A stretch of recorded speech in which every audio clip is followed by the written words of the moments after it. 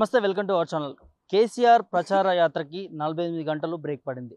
అసలు ఎందుకు election commission KCR ప్రచార యాత్రకు బ్రేక్ వేసింది? ఈ అంశం పైన మనతో మాట్లాడడానికి ఓయూ బీఆర్ఎస్ నాయకులు ఉన్నారు. వారితో మాట్లాడి మరిన్ని విషయాలు తెలుసుకుందాం.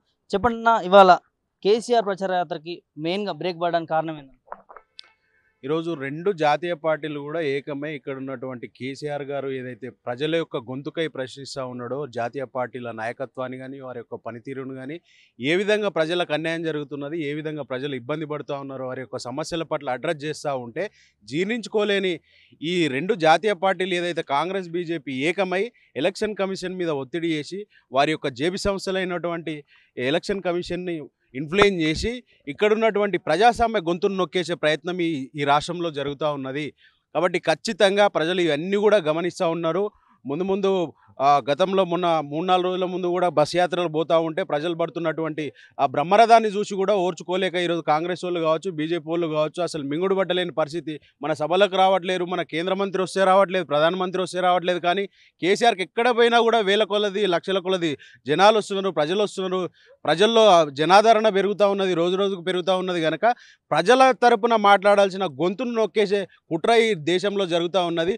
బీజేపీ గత చరిత్ర చూస్తే కూడా ఇక్కడ ప్రాంతీయ పార్టీ ఎక్కడ మాట్లాడినా కూడా దేశవ్యాప్తంగా నేషనల్ లెవెల్ పాలిటిక్స్ మీద మాట్లాడితే కూడా ఏ పార్టీనైనా కూడా అణిచివేసే ప్రయత్నం చేసే ప్రయత్నాలు వాళ్ళు చేస్తూ ఉన్నారు. గత చరిత్ర చూస్తే ఢిల్లీలో ముఖ్యమంత్రి ఏదైతే కేజ్రీవాల్ ఉన్నారో వాళ్ళు కూడా పోరాటం చేసే, కేంద్ర ప్రభుత్వం మీద పోరాటం చేసి ఆయనకు అక్రమంగా కేసులు పెట్టి ఈరోజు జైల్లో పెట్టిన ఒక చరిత్రలో స్వతంత్ర భారతదేశంలో ఒక ముఖ్యమంత్రిని 4 రోజులు అవుతున్నది జైల్లో పెట్టి అక్కడి నుంచే పరిపాలన సాగిస్తున్నారు. ఢిల్లీ రాజధానిగా ఉన్న, భారతదేశ రాజధానిగా ఉన్నటువంటి ఢిల్లీ రాష్ట్రానికి చెందినటువంటి ముఖ్యమంత్రి కేజ్రీవాల్ను కూడా అట్లా పెట్టినటువంటి చరిత్ర బీజేపీకి ఉన్నది. కాబట్టి ప్రజల తరపున ఎవరు మాట్లాడితే ప్రజల ఇబ్బందులను కానీ, ప్రజల సమస్యలను కానీ, కేంద్ర ప్రభుత్వం యొక్క ఆటుపోట్లను కానీ, వారి యొక్క తప్పిదాలను కానీ ఎత్తి చూపేటువంటి ప్రాంతీయ పార్టీలు ఏవైతే ఉన్నాయో, నాయకులు బలమైనటువంటి గొంతుకలు ఏదైతే ఉన్నదో ఆ గొంతులకు ఆపేసే ప్రయత్నం ఈ రాష్ట్రంలో కానీ ఈ దేశంలో కానీ జరుగుతూ ఉన్నది. కాబట్టి ఖచ్చితంగా తెలంగాణ రాష్ట్రంలో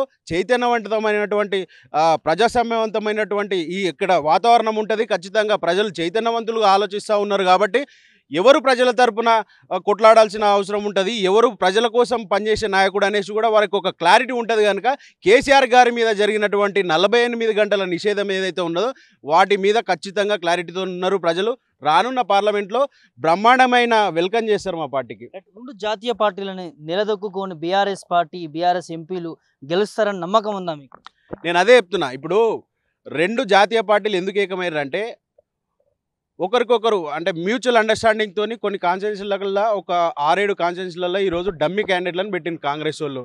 సేమ్ టైం బీజేపీ వాళ్ళు కూడా కాంగ్రెస్ వాళ్ళు ఎక్కడైతే కావాలనుకున్నారో సేమ్ టైం అక్కడ కూడా బీజేపీ వాళ్ళు డమ్మీ క్యాండిడేట్లను పెట్టుకున్నారు. అంటే కొన్ని నీకు కొన్ని నాకు అనేసి ఒక మ్యూచువల్ అండర్స్టాండింగ్తో వీళ్ళు పంచుకునే ప్రయత్నం చేస్తున్నారు. వీటిని కూడా ప్రజలు చాలా మంచిగా గమనిస్తూ ఉన్నారు.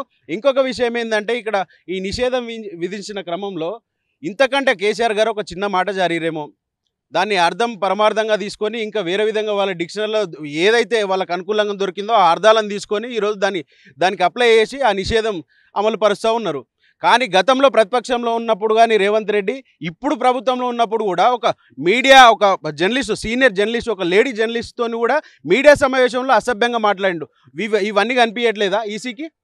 గతంలో లాగుల తొండలీడుస్తా అని మాట్లాడిండు. నీ గుడ్డలు కూడా కొడతా అంటాడు, నీ గుడ్లు వీకేసి గోటిలాడుతా అంటాడు, నీ ముక్కు అట్లున్నది అంటాడు, ఇట్లున్నది అంటాడు. ఎవరిని పడితే వాళ్ళని నోటికి ఎంత వస్తే అట్లా మాట్లాడినటువంటి నాయకుని ఆ వాదనలు, ఆ యొక్క మాటలు ఈ ఈసీకి కనిపించలేదా? ఈరోజు కేవలం కేసీఆర్ గారు ప్రజల తరపున మాట్లాడుతూ ఉన్నారు. తెలంగాణలో 4-5 నెలలు అవుతున్నది, వాళ్ళు ఇచ్చినటువంటి హామీలు నెరవేరట్లేదు. ఒక దిక్కు దేశంలోనేమో కేంద్ర ప్రభుత్వం వాళ్ళు గుళ్ళ మీద, మతాల మీద రాజకీయాలు చేస్తూ ఉన్నారు అనేసి ఇవి జీర్ణించుకోలేక ఇది ఎక్కడనో పోతుంది అనేసి కేసీఆర్ అనే వ్యక్తి బలమైన వాయిస్ కనుక ప్రజల్లో చాలా సులువుగా అర్థమయ్యే ఆ స్లాంగ్లో మాట్లాడతారు. చాలా సులువుగా వాళ్ళకు మైండ్కి ఎక్కే పరిస్థితి ఉంటుంది. కనుక అర్థం చేసుకొని మన మీద ఎక్కడ వ్యతిరేకత భావం వస్తుంది అనే ఒక అభద్రతా భావంతో ఈరోజు కేంద్ర రెండు జాతీయ పార్టీలు కూడా ఏకమై ఈసీని ఇన్ఫ్లుయెన్స్ చేసి ఈరోజు నిషేధను తీసుకురావడం జరిగింది. క్రిషాంక్ అరెస్ట్ పైన ఎట్లా చూస్తారు బ్రదర్? మీరు బీఆర్ఎస్ ఉద్యమ నాయకులు. డెఫినెట్గా అది ఫేక్ సర్క్యులరు. ఒక ముఖ్యమంత్రి హోదాలో ఉండి గౌరవప్రదంగా నడుచుకోవాల్సినటువంటి ఒక వ్యక్తి ఫేక్ సర్క్యులర్ మా లాస్ట్ ఇయర్ ఇచ్చినటువంటి సర్క్యులర్ మా దగ్గరలో ఉన్నాయి. ఈసారి ఇచ్చినటువంటి సర్కులర్లు ఉన్నాయి, వాటిని ఎడిట్ చేసి కేవలం డేట్ మాత్రమే మార్చి ఎప్పుడైతే నీటి కొరతతోని కరెంటు కొరతతోని హాస్టల్ మూసేస్తున్నాం, క్యాంపస్ను క్లోజ్ చేస్తున్నాం, వేసవి సెలవులు ఇస్తున్నాం అనగానే కేసీఆర్ గారు ట్వీట్ చేయంగానే దాన్ని తీసుకొని వాళ్ళు హుటాహుటిన ఎంక్వైరీ చేసి ఈయన ట్విట్టర్లో రెస్పాండ్ అయ్యే వరకు దాని ఒక పరిస్థితిని కొలిక్కి తీసుకొచ్చినటువంటి సందర్భంలో ఈ ఫేక్ సర్క్యులేషన్ ముఖ్యమంత్రి స్థాయిలో ఉన్నటువంటి వ్యక్తి ఫేక్ సర్క్యులేషన్ చేస్తే దాని మీద ఈ ప్రభుత్వానికి అసలు ఈ పోలీస్ వ్యవస్థకు అవి కనిపించేవి. కానీ మా విద్యార్థి నాయకులు ఇక్కడ ఉన్నటువంటి ఉస్మానియా యూనివర్సిటీలో ఉన్నటువంటి స్కాలర్లు వాటి గురించి మాట్లాడితే ఒక ముఖ్యమంత్రి హోదాలో ఉన్నటువంటి వ్యక్తి ఫేక్ సర్క్యులర్లు చేస్తున్నారు అనేసి మా వాళ్ళు మాట్లాడితే సోషల్ మీడియా వేదికగా వాళ్ళు మాట్లాడి పోస్టులు చేస్తే ఉంటే ఈ ప్రజాపాలన అనే చెప్తా ఉన్నారు, ప్రజాప్రభుత్వం అని చెప్తా ఉన్నారు. ఈ ప్రజాప్రభుత్వంలో ప్రశ్నిస్తే కేసులు అవుతాయా? ఈరోజు క్రిషాంక్ని ఎందుకు అరెస్ట్ చేసిండు? మా నాగేందర్ ఎక్కడున్నాడు? మా విద్యార్థి నాయకులు కూడా ఎందుకు అరెస్ట్ చేయాల్సి వచ్చింది? వీళ్ళంతా కాబట్టి ప్రజాస్వామ్యంలో ప్రజా వ్యవస్థలో ప్రశ్నించడానికి హక్కు లేకుండా పోయింది ఈ ప్రభుత్వంలో. గడిచిన ఈ 3-4 నెలలనే పరిస్థితి ఇట్లా ఉంటే రేపు పొద్దున కనుక పార్లమెంట్ ఎలక్షన్లో వాళ్ళకు ఒక 8-9 సీట్లు వస్తే కనుక ఈ రాష్ట్రాన్ని మొత్తం మళ్ళీ కల్లోలం చేస్తారు, ఖచ్చితంగా కర్ఫ్యూ వచ్చే పరిస్థితులు ఉంటాయి. గతంలో తెలంగాణ వచ్చే దిశలో ఓయూ విద్యార్థుల వాళ్ళ పాత్ర ఎంతో ఉన్నది. సో అలాంటి విద్యార్థులపైన ఇలా కాంగ్రెస్ పార్టీ కేసు పెడుతుంది అంటే ఏం చెప్తారు? డెఫినెట్గా అప్పుడు ఉస్మానియా యూనివర్సిటీ కాదు, రాష్ట్ర వ్యాప్తంగా కూడా 1200 మంది బలిదానాలకు కారణమైనటువంటి కాంగ్రెస్ పార్టీ ఇక్కడ ఉన్నటువంటి సమాజం మీద కానీ ఇక్కడ ఉన్నటువంటి ప్రజల మీద కానీ వాళ్ళకి ఏ చిత్తశుద్ధి ఉండదు, ఏ బాధ్యత ఉండదు, అసలు సోయి ఉండదు. ఈ ప్రజలు ఎట్లా బతుకుతున్నారు, వీరి యొక్క జీవన విధానాలు ఏంది, వీరికి అవసరాలు ఏంటి అనేది కూడా ఉండదు. ఆ రోజు ఏదైతే డిసెంబర్ 9 ప్రకటనను వెంటకు తీసుకోవడంతోనే 1200 మంది బలిదానాలకు కారణమైన తర్వాత అప్పుడు మేలుకొని కేసీఆర్ గారి పోరాటానికి చెల్లించి అప్పుడు తెలంగాణను ప్రకటన చేసిరు. కాబట్టి ఈరోజు కూడా మళ్ళీ రిపీట్ చేసే ప్రయత్నం ఈ కాంగ్రెస్ పార్టీ తీసుకొస్తూ ఉన్నది. కాంగ్రెస్ గత 10 ఏళ్ల కింద ఏదైతే కరువు కాటకాల్లో పరిపాలన సాగించిందో ఈరోజు కూడా కరెంటు కష్టాలు ఉన్నాయి, ఈరోజు కూడా నీటి కొరత ఉన్నది, ఈరోజు కూడా పంటలు ఎండిపోతూ ఉన్నాయి, ఈరోజు కూడా కాంగ్రెస్ వచ్చి మళ్ళీ కరువును తీసుకొచ్చి చూపిస్తూ ఉన్నది. కాబట్టి కాంగ్రెస్ ఎప్పుడైనా కూడా కరువులనే పాలిస్తా ఈరోజు విద్యార్థులకు కావచ్చు, నిరుద్యోగులకు కావచ్చు మొత్తం నయవంచన చేసుకుంటా ఈరోజు మోసాలకు పాల్పడుకుంటా ఈ పరిపాలన కొనసాగిస్తున్నది కనుక ఖచ్చితంగా కాంగ్రెస్ వారి యొక్క వ్యవహార శైలియే, వారి యొక్క పరిపాలన తీరే ఇంత ఉంటుంది. మెరుగైన పాలన తెచ్చిన దేశంలో అంటే ఎక్కడా లేని విధంగా 100 రోజుల్లో 6 గ్యారెంటీలు అమలు చేసినామని చెప్తా ఉంది. ఎక్కడ నేను మొన్న కూడా అదే మాట్లాడినా. విద్యాశాఖకు కొన్ని హామీలు ఇచ్చిరు, విద్యార్థి నాయకునిగా నేను అడుగుతా ఉన్నా, విద్యాశాఖకి విద్యార్థులకు ఇచ్చినటువంటి ఏ ఒక్క హామీని అమలుపరిచినావు? నువ్వు ఇచ్చినటువంటి 6 హామీల్లో 420 అంశాలు ఉన్నాయి. 420 అంశాలను నువ్వు సంపూర్ణంగా అమలు చేసింది ఒకటి మహిళలకు ఉచితంగా ప్రయాణం చేసేటువంటి బస్సు సౌకర్యం. ఆ బస్సు సౌకర్యంలో కూడా ఈ రూట్లో 100 బస్సులు పోయేది ఉంటే 30-40 తిరుగుతూ ఉన్నాయి ఈరోజు. అంటే బస్సులను తక్కువ చేసి అక్కడ కూడా లేడీస్ని ఇబ్బంది పెట్టుకుంటా మేము ఫ్రీగా ఇస్తున్నా అనేసి పబ్లిసిటీ చేస్తూ ఉన్నారు. ఏ ఒక్క హామీ అమలైంది? అసలు ఉచితంగా 200 యూనిట్ల వరకు కరెంటు ఫ్రీ ఇస్తాను, ఇప్పటి కూడా ఏ ఊర్లో అమలైతలేదు. గ్యాస్ ఇస్తాను 500కు, ఎక్కడ అమలైతలేదు. 5 లక్షలతోని ఒక భరోసా కార్డు ఇస్తాను విద్యార్థులకు, 5 లక్షలకు ఒక స్టైఫండ్ లెక్క, ఒక ఫెలోషిప్ లెక్క ఒక కార్డు ఇస్తాను విద్యార్థులకు. అసలు పెండింగ్లో ఉన్నటువంటి స్కాలర్షిప్లు ఎందుకు రిలీజ్ చేయట్లేదు? పెండింగ్లో ఉన్నటువంటి రియంబర్స్మెంట్ ఎందుకు ఇవ్వట్లేదు? నీకు చిత్తశుద్ధి ఉంటే ట్విట్టర్లో ఈ ఫాల్స్ సర్క్యులేషన్స్ బంద్ చేసి నేనేమంటున్నా, ఉస్మానియా యూనివర్సిటీకి మెస్సు బకాయిలుగా కేవలం మెస్సు బకాయిలు మాత్రమే 11 కోట్లు ఉన్నాయి. నీకు చిత్తశుద్ధి కనుక ఉంటే వాటిని ఒపీనియన్ తీసుకొని 11 కోట్లు వెంటనే రిలీజ్ అయ్యి, నీకు చిత్తశుద్ధి కనుక ఉంటే ఈరోజు డిపార్ట్మెంట్లో వైట్ పేపర్ కూడా గతి లేదు, ఆ ఇన్ఫ్రాస్ట్రక్చర్ని డెవలప్ చేయి. ఈరోజు వాష్రూమ్లు చెడిపోయినాయి, ఈరోజు రూములు చెడిపోయి ఉన్నాయి. ఉస్మానియా యూనివర్సిటీ పరిస్థితి బాగలేదు, ఉస్మానియా యూనివర్సిటీ మొత్తం చెడిపోయింది, ఉస్మానియా యూనివర్సిటీ సౌకర్యాలు బాగలేవు అనే ఒక కారణంతో, దీనికి ఎక్కువ డబ్బులు అవుతున్నాయి అనేసి, ఒక ఇన్ఫ్రాస్ట్రక్చర్కి ఎక్కువ డబ్బులు అవుతున్నాయి ఒక కారణంతో ఈరోజు ఉస్మానియా యూనివర్సిటీని కూడా మూసేసే ప్రమాదంలో తీసుకొస్తూ ఉన్నారు ఇక్కడ ఉన్నటువంటి అధికారులు కావచ్చు, ఈ రాష్ట్ర ప్రభుత్వం కానీ. ప్రభుత్వం ఏర్పడిన తర్వాత ఉస్మానియా యూనివర్సిటీకి చేసింది ఏం లేదు అని చెప్తారా? డెఫినెట్గా ఏమున్నది మనకు కనిపిస్తలేదా? కరెంటు కష్టాలు ఉన్నాయి, వాస్తవం కాదా?